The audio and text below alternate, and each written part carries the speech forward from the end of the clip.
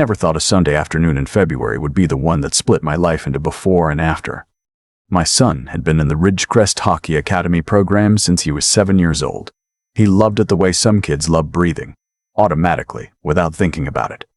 The early morning drives to the rink, the smell of cold air and rubber, the particular sound skate blades make on fresh ice, that was his world.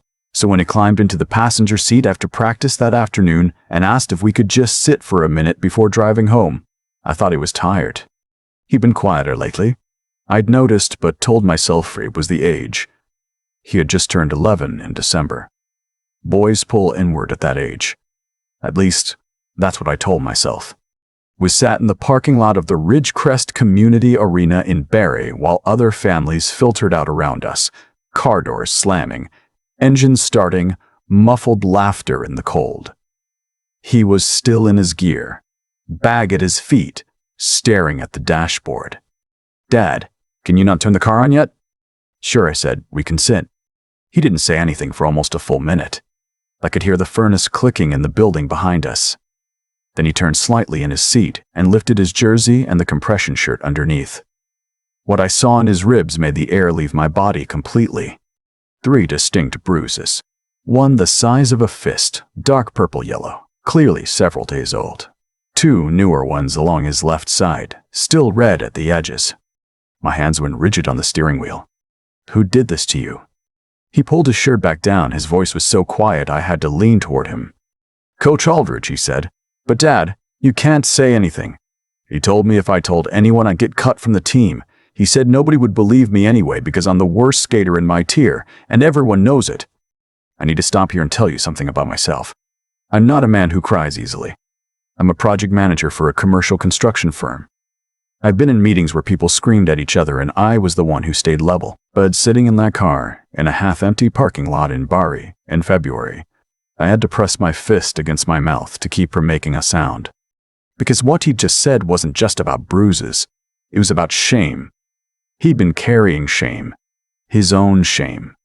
Like what was done to him was something he deserved. I turned to face him completely. "Look at me. I need you to look at me." He did, reluctantly. "You did the right thing, you hear me? You did exactly the right thing. And I believe every word you just said. Every single word." His bottom lip went. Just for a second. Then he pressed it together again the way boys do when they're trying not to cry in front of their fathers. "We're going to go somewhere right now," I said. "Not home yet. We need to see a doctor first. Is that okay?" He nodded. The drive to Royal Victoria Regional Health Centre felt longer than it was. My wife was visiting her sister in Sudbury that weekend. I called her from the hospital bathroom while my son was being examined by the emergency physician, a man named Dr. Curris, Sean Beaumont, who had a calm, deliberate way of speaking that I would remember for a long time. I kept my voice as steady as I could on the phone. When I told her what my son had shown me, she made a sound I'd never heard from her before. She said she was leaving immediately. "It's 4 hours from Sudbury," I told her. "I know," she said. "I'm leaving right now." Dr. Beaumont documented everything. Photographs, measurements, written observations. When he pulled me into the hallway afterward, his expression had shifted into something more serious. "These are consistent with repeated blunt force trauma," he said. "The patterning suggests this isn't a single incident. I'm required by law to report this to the Children's Aid Society and to the Ontario Provincial Police. I want you to understand that this process is now in motion regardless of what comes next." "Good," I said. "The man who did this is his hockey coach. He's been with the Ridgecrest Academy for 8 years. Dr. Beaumont was quiet for a moment. Then he said, "That's going to complicate things.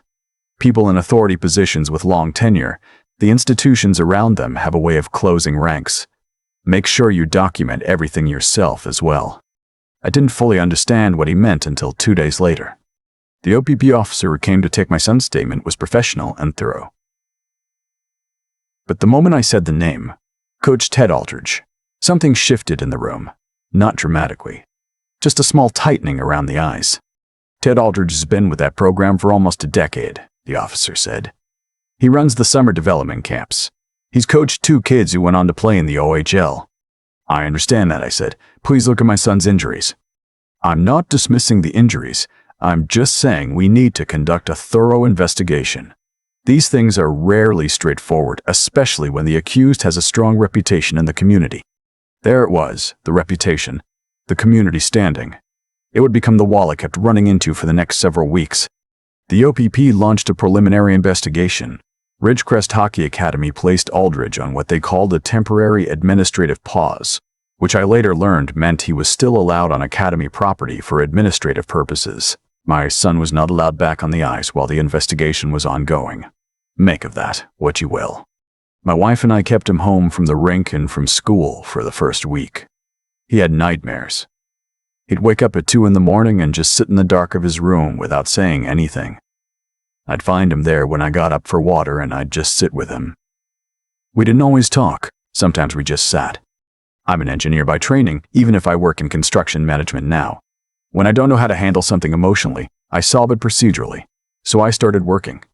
I went through everything I could find publicly about Ted Aldridge. He had a local profile.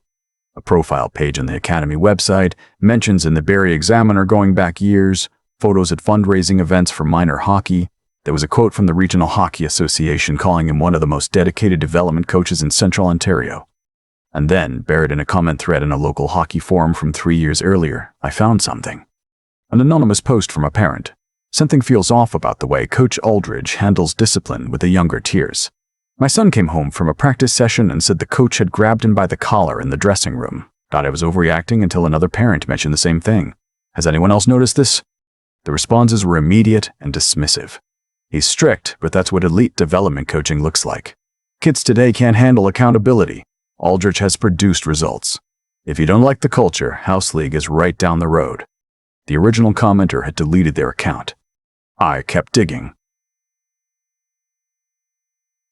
2 years before that, a family had filed a complaint with the Academy's governing body, Hockey Canada's regional office. The complaint alleged inappropriate physical contact during practice. The review concluded there was insufficient evidence to substantiate the claim. The family's son had left the program shortly after. I wrote down the family's name from the complaint documentation I found through a Freedom of Information request I filed that first week. It took 11 days to get a partial response. I've since learned that was fast. My wife, meanwhile, was doing her own work. She managed the intake department at a physiotherapy clinic, and she understood documentation and institutional process better than I did in some ways. She started calling other parents from our son's tier. Carefully, conversationally, checking in. How's your son finding the season? Any concerns about the coaching lately? Most parents defended the program. A few were guarded. But 3 conversations stood out. A mother told my wife that her son had stopped wanting to go to practice 2 months ago. He'd loved hockey his whole life, and now he was asking to quit. When she pushed him on why, he said Coach Aldridge had been riding him harder than the other kids, and that he'd been grabbed during a drill correction session. She'd assumed it was normal contact and told her son to toughen up. She cried when my wife called. A father told us his son had started having anger outbursts at home. Completely out of character. The boy was 9 years old. His school had flagged behavioral changes. No one had connected it to the hockey program.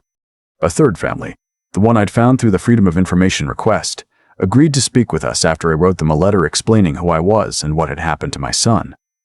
They drove from Aurelia to have coffee with us. Their son was 14 now. 3 years older than my son. He'd been 11 when it happened to him. He didn't want to talk about it in detail, and we didn't push him. But his mother told us that when she filed the original complaint, she was told by the Academy's director that Ted Aldridge was one of their most valuable program assets, and that the complaint, if pursued publicly, could jeopardize the program's regional funding. She'd been advised, not threatened, but advised, to consider what she stood to lose if the complaint wasn't substantiated. She'd transferred her son to a different rink in a different city and never spoken about it publicly. Until now. I want to be honest about something I did during those 3 weeks that I've thought about carefully since. My son mentioned, offhand, that the rink's security cameras were in the main corridor and the lobby, but that the dressing rooms and the coaches' rooms had a separate system that ran through a tablet on the coordinator's desk. He'd seen it once when he was sent to get a form signed. I'm a construction project manager. I've worked with a lot of building security contractors. I know the systems these smaller facilities use, and I knew the default login credentials for the brand of system the rink appeared to be running. I tried them one evening, logged in remotely and found 3 weeks of archived footage. I want to be clear that I was aware this was likely illegal. I did it anyway. I'd like to say I agonized over it, but that would be a lie. When the systems that are supposed to protect your child have already told you they're more interested in protecting someone else, you stop waiting for permission. What I found wasn't conclusive on its own, but it was patterns. Certain players called separately into the back equipment room.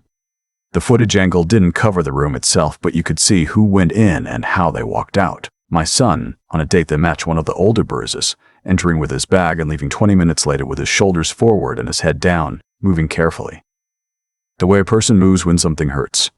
I copied everything to a drive, made 4 copies, kept one at my in-laws' house in Collingwood and one at my brother's in Guelph. Then I found my inside source. One of the senior coaches at the academy, a woman who'd been with the program for 15 years, had left abruptly in January, 6 weeks before any of this became public. I'd seen her name in old press releases and found her through a LinkedIn message. She agreed to meet me at a Tim Hortons near her home in Innisfil. She didn't speak for the first 2 minutes after I sat down. She just looked at her coffee. Then she said, "I left because I couldn't stay anymore." I didn't know the extent of it, but I suspected something was wrong with how he handled the younger kids. And when I raised it with the director 18 months ago, I was told to focus on my own coaching responsibilities. "Were you told explicitly to stay quiet?" "Not in those words," she said. "But the director and Aldridge have coached together since they were in university, and the program's primary corporate sponsor has his son in Aldridge's tier. There are financial relationships I don't fully understand, but I understood the message clearly enough." She gave me a written statement. I had a lawyer, a friend from university who practiced family law in Barrie. Review it and advise me on how to present it without creating defamation exposure. "Present it publicly?" she asked when I told her the plan. "Yes, there's a Simcoe County District School Board community consultation meeting in 2 weeks. It's open to the public. But more importantly, the Regional Minor Hockey Governing Association has a parent forum the week after. That's where I want to go." She was quiet. Then she said, "If you're doing this, do it right. Go to both." We did. My wife and I spent 5 days preparing. We organized a binder for each of the 5 board members of the governing association, medical documentation, the security footage on a USB drive, the written statement from the former coach, the accounts from 3 other families, and the Freedom of Information documents from the original complaint 3 years earlier. Our lawyer reviewed everything and advised us to present only verified facts. "Let the evidence speak," he said. "Don't editorialize." I didn't sleep much that week. Neither did my wife. We'd sit at the kitchen table after our son went to bed and go through the binder page by page, making sure nothing was wrong, nothing was overstated. The night before the meeting, my son came downstairs and found us there. He stood in the doorway in his socks. "Is that about Coach Aldridge?" "Yes," I said. He looked at the binders for a moment. "Are you going to say my name?" "Only if you're okay with it. But you don't have to be. The evidence stands on its own." He thought about it. Then he said, "If it helps the other kids, you can say it." I had to look down at the table for a second before I could respond. The parent forum was held in a banquet hall attached to a Holiday Inn on Dunlop Street. About 90 people were there: coaches, parents, program administrators, association executives. Ted Aldridge was in the 3rd row. He looked calm and unhurried. The way people look when they're confident nothing can touch them. When the open floor period began, I stood up. "My name is Andrew Whitmore. My son has been enrolled in the Ridgecrest Academy program for 4 years. 3 weeks ago, he showed me injuries that he told me were inflicted by his coach, Ted Aldridge." The room went still in a way that large rooms rarely do. "I have medical documentation from Royal Victoria Regional Health Centre. I have security footage showing behavioral patterns consistent with my son's account. I have a written statement from a former senior coach who raised concerns about Mr. Cand Aldridge 18 months ago and was told to remain silent. I have testimony from 3 other families whose children show signs consistent with what my son described. And I have records showing that a formal complaint against Mr. Aldridge was filed and dismissed 3 years ago, and that the family who filed it was advised their complaint could jeopardize program funding." The executive director of the association stood up. "These are very serious allegations and they should be directed to the appropriate investigative—" "I have been to the appropriate investigative bodies," I said. While they investigate, Mr. Aldridge has been allowed to remain on Academy property. My son has not been allowed back on the ice. So I'm here tonight because I believe the people in this room deserve to know what your organization knew and when they knew it." I distributed the binders. Several board members opened them immediately. Others set them on the table and didn't move. Aldridge stood up. He was a large man, broad-shouldered, the kind of physical presence that probably worked well in a dressing room. He said he had dedicated 20 years to developing young athletes and that these accusations were being driven by a parent whose son had been struggling in the program and was looking for an explanation for his underperformance. "My son is 11 years old," I said. "I'm not here to discuss his skating." There were other parents who spoke after me. The mother from Innisfil with the younger son. The father whose 9-year-old had started having anger outbursts. The family from Aurelia didn't come to the meeting, but they'd agreed to have their written account read aloud by my wife. The meeting ran nearly 4 hours. By the end, the governing association had committed to an immediate independent review, had suspended Aldridge from all coaching duties pending the outcome, and had retained an external firm to conduct a third-party safety audit of the program. 4 days later, the OPP called me in the morning. The officer's tone was different from our first conversation. "Mr. Whitmore, I wanted you to know that we've expanded the investigation into Mr. Aldridge following the forum. 2 additional families have come forward with accounts directly to us. We've executed a search warrant on his home and his office at the rink." "What changed?" I asked. "The volume of evidence made it harder to treat this as an isolated complaint," he said. "And frankly, when something becomes visible to the whole community, it's harder to manage quietly." I appreciated that he was honest enough to say that last part. The search uncovered what the OPP press release described as documentation and digital materials relating to multiple minor hockey players spanning several years, along with communications suggesting a deliberate pattern of targeting players who were least likely to be believed. Children from families with less social capital, children who'd been told they were underperforming, children who felt they had something to lose. Ted Aldridge was arrested on a Thursday morning, charged with multiple counts of assault causing bodily harm and criminal harassment. As the investigation continued, 2 more charges were added relating to the digital materials found on his home computer. Additional complainants came forward. By the time charges were finalized, there were 11 named victims ranging in age from 9 to 13, spanning a period of 6 years. The Academy's executive director resigned before the end of the month. The corporate sponsor withdrew. The regional funding body launched its own governance review. 3 other staff members who had received and ignored internal concerns were terminated. I won't describe the trial in detail. My son didn't testify in person. The Crown prosecutor arranged for his video statement to be admitted instead. My wife and I attended every day. We sat in the same 2 seats for 3 weeks, and we watched the defense try to pull apart the testimony of children. It was one of the hardest things I've ever done. Aldridge was convicted on 9 of 11 counts. The judge sentenced him to 14 years. After sentencing, my wife and I sat in the parking lot of the courthouse in Barrie in our car for a long time without saying anything. It was April by then. The snow had finally gone. She reached over and put her hand on mine, and neither of us spoke for several minutes. Then she said, "Let's go home." My son started working with a therapist named Dr. Patricia Osei, a child psychologist who worked out of a practice on Bayfield Street. The first months were hard in the specific way that therapy is hard, not dramatic, but slow and uncomfortable, like working a muscle that's been locked up for too long. He had a period in May where he refused to go near any rink. We didn't push it.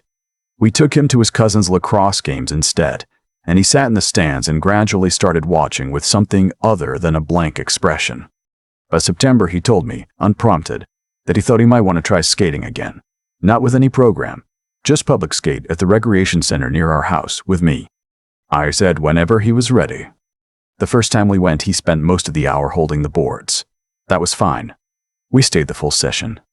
By November, he was skating freely. Not the way he used to, not yet, but present. There was something in his face when he skated that I recognized from when he was smaller. A kind of absorption, the way kids look when they're doing exactly the thing they're supposed to be doing. He told me one evening while we were loading the dishwasher after dinner that he'd been thinking about what had happened. I told him I'd been thinking about it too. He said the reason I didn't say anything for so long was because I thought it was my fault for not being good enough. Like if I was actually good at hockey, he wouldn't have done it. I turned off the tap and turned to face him. I want you to hear this clearly, I said. There is nothing you could have done or not done that would make what he did acceptable. Nothing. Not your skating, not your performance, not anything. What happened to you is entirely on him. He nodded slowly. Then, he said, I know that now. I didn't then. I know, I said. He loaded 3 plates into the rack without speaking. Then he said, I think I want to play again next year. On a real team. We found him a program in Collingwood, a different city, a different association. He tried out in March and made the team. His first practice, I sat in the stands with my wife and watched him come out of the gate and felt something in my chest loosen in a way it hadn't in almost a year. My wife and I became involved with a parent advocacy coalition that had formed following the Aldridge case. We worked with other families to push for mandatory third-party reporting protocols in minor hockey associations across Ontario, background check requirements for all coaching staff, and anonymous reporting mechanisms that would be reviewed by an independent body rather than program administrators. None of it was fast. Institutional change never is. But by the following spring, the Ontario Hockey Federation had adopted updated safeguarding standards that included 3 of the 5 recommendations our coalition had submitted. It wasn't everything. It was something. I still think about those first hours. The parking lot, the cold, the way my son's voice sounded when he said Coach Aldridge's name, so quiet I had to lean toward him to hear it. I've thought about how easily that conversation doesn't happen.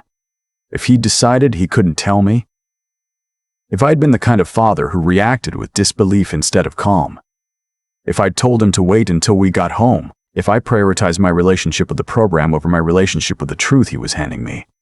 A parent from one of the other families sent me a message after sentencing. His son had been 12 at the time and was 15 now. He said, because you stood up in that room, my son finally believed me when I told him none of it was his fault. You can't know what that means to a kid. I keep that message on my phone. The lessons I've taken from all of this are ones I didn't want to have to learn, but I think they matter. Believe your children when something feels wrong, even when they can't fully explain it. Behavioral changes, withdrawing, sleep problems, resistance to activities they once loved, are not phases to be managed. They're communication. Don't let someone's reputation do the work of evidence. The most protected people in any institution are often the ones most capable of harm, precisely because the institution has built up so much goodwill around them. Community standing is not character evidence. If the system fails to protect your child, document, build alliances, and make it public. Not recklessly. Carefully, with legal guidance, with facts. But don't stay quiet because you've been told that speaking will cause disruption. The disruption is the point. Recovery is not a straight line. There will be weeks where things seem to be going backward. Keep showing up. And talk to your kids about their bodies and about what adults are and are not allowed to do. Give them language. Give them the explicit understanding that they can tell you anything, that you will believe them, and that nothing they tell you will make you love them less. One evening in October, a year after that Sunday afternoon, my son and I drove to the rink in Collingwood for his practice. On the way there, he was telling me about something that had happened at school, laughing about it, animated in the way he gets when something strikes him as genuinely funny. I kept my eyes on the highway and listened and thought, there it is. There's the kid. Before he got out of the car, he grabbed his back and then paused. Hey, Dad? Yeah. Thanks for believing me. I looked at him. Always, I said. That's not something you ever have to thank me for. He nodded and got out and headed toward the rink doors, his bag over one shoulder, breath misting in the cold air. I watched him until he disappeared inside. That moment is the one I come back to when things get heavy. Not the courthouse, not the forum, not the moment I saw the bruises. This one. A November evening in Collingwood, my son walking into the rink with his bag over his shoulder like an 11-year-old boy who has every right to be exactly where he is. That's the one I keep. I think about cause and effect a lot now, not in any grand philosophical way. Just the practical, quiet way you start to think about it when you've seen clearly how one moment pulls the next one into existence. My son stayed silent for weeks because he'd been told that silence was the only safe option. He'd been told that his value was tied to his performance on the ice, and that a kid who couldn't skate well didn't have standing to make claims against a coach who'd sent 2 players to the OHL. That's a deliberate calculation. Aldridge didn't stumble into choosing the kids least likely to be believed. He chose them on purpose, and the system around him, the director, the sponsor, the governing association, didn't protect those kids because protecting them was inconvenient. There are consequences that flow from those choices. Some of them took 6 years to arrive, but they arrived. What I keep coming back to is what my son said at the kitchen sink that evening. That he hadn't spoken up because he thought it was his fault for not being good enough. I've sat with that for a long time, that a child's sense of his own worth had been so precisely undermined that he absorbed the harm done to him as something he deserved. That's not an accident. That's what unchecked power does when nobody is watching and nobody is asking questions. The thing that broke it open wasn't my anger. Lord knows I had enough of that. It was the decision to think clearly when every instinct I had was pulling me toward doing something impulsive and useless. I drove to the hospital instead of the rink. I filed the Freedom of Information request. I found the family in Aurelia. I showed up at the Tim Hortons in Innisfil and listened before I spoke. Every one of those choices was a choice to use my head when my gut wanted to burn something down. That's not natural. It's a discipline. And I'm honestly not sure I knew I had it until I needed it. My wife had it too, maybe more than I did. She's the one who made those phone calls to the other parents with enough steadiness that people actually talked to her. She's the one who organized the binders. There's a kind of moral clarity that comes from being absolutely certain you're on the right side of something. And she had that clarity from the first night she drove back from Sudbury. It held her together, and it held me together when I was close to the edge of losing it. What I want to say to any parent reading or watching this is something simple. And I know it sounds simple because it is. But simple isn't the same as easy. Pay attention. Not just to what your kids say, but to what they stop saying. To what they stop doing. To the difference between a child who's tired and a child who's carrying something. My son loved hockey the way some kids love the thing they were made for. When that love started going quiet, I noticed.